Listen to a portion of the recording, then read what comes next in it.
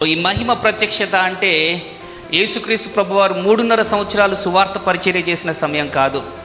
ఆయన చనిపోయి తిరిగి లేచిన తర్వాత పేతురుకి అనేక సార్లు కనపడ్డాడు. అపోస్తలులకు కూడా కనపడ్డాడు.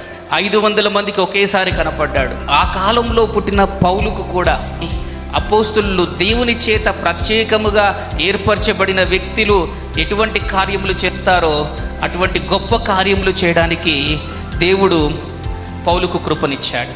ఆ కృపను బట్టి పౌలు అపోస్తులందరికంటే ఆ 12 మంది శిష్యుల కంటే అధికముగా ప్రయాసపడ్డాడు. ఏంటి ఆ కృప? ఏ విధముగా ఆ విధంగా అధికముగా ప్రయాసపడ్డానికి కృప ఎక్కడొచ్చింది? బలం ఎక్కడొచ్చింది? ఆ పట్టుదల ఎట్లా వచ్చిందంటే దైవిక ప్రత్యక్షత. దమస్కు మార్గంలో వెళుతున్నప్పుడు దేవుడు పౌలును ఎన్కౌంటర్ అయ్యాడు. ఆ ఒకటే ఎక్స్పీరియన్స్ కాదు, అనేకమైన ప్రత్యక్షతలు ఉన్నాయండి. సో ఎందుకు ఈ ప్రత్యక్షతలు? 1 కొరింథీ 15:10 8 నుండి చదువుదాం. అందరికీ కడపట అకాలమందు పుట్టినట్టున నాకును కనబడెను. ఎలాగనగా నేను అపోస్తలులందరిలో తక్కువ వాడను. దేవుని సంఘమును హింసించినందున అపోస్తలుడు అనుటకు యోగ్యుడను కాను. అయినను నేనేమై ఉన్నానో అది దేవుని కృప వలనే అయి ఉన్నాను. మరియు నాకు అనుగ్రహింపబడిన ఆయన కృప నిష్ఫలము కాలేదు, కానీ వారందరికంటే నేను ఎక్కువగా ప్రయాసపడినది నేను కాదు, నాకు తోడయ్యున్న దేవుని కృపయే. ఆ మహిమ ప్రత్యక్షత పౌలుకు కూడా జరిగిందట.